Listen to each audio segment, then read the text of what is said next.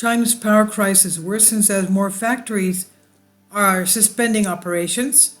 And what we see is, of course, another part of our world facing droughts. Look at this river in China.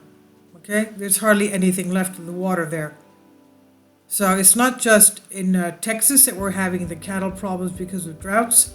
It's not just European rivers that are drying up to the point where the shipping in Germany, for example, is stopping and costing more and costing more delays. And it's also now China.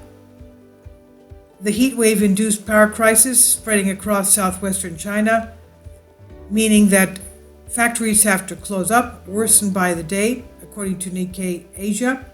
Latest news from China is the Chongqing municipal government ordering factories, including Japanese-owned ones, to suspend production up to the end of this week, August 24th, to conserve power as demand surged because of course, extreme heat. Chongqing is following the neighbor Sichuan province, which announced earlier this week that slumping hydropower generation has led to the closure of some of the world's largest multinationals, including Toyota Motor Corporation and contemporary Amperex Technology. Moody's Vice President, Senior Credit Officer Boris Kahn points out the heat wave will only boost China's reliance on coal-fired generation. The recent power outage caused by heat waves in Sichuan and Chongqing highlights the importance of coal power in ensuring China's power supply security, at least in the short term. This is according to Moody's Investors Service.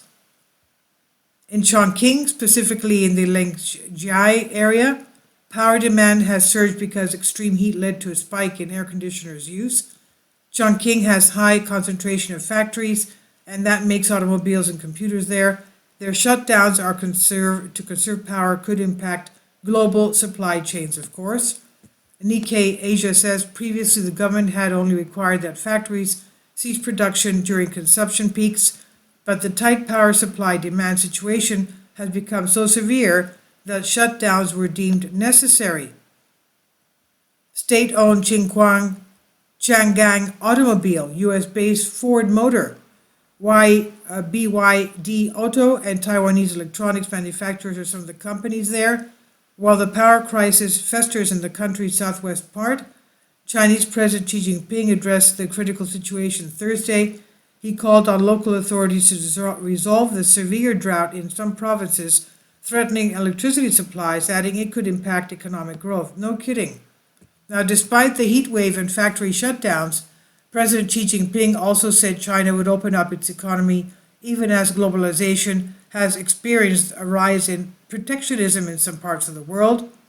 So good luck with the reopening, as July's economic data is very alarming, which forced the country's central bank to cut its key interest rates earlier this week unexpectedly, compound a power crisis and factory closures to an already soaring economic outlook thanks to zero COVID policies, and China's downturn appears to be deepening.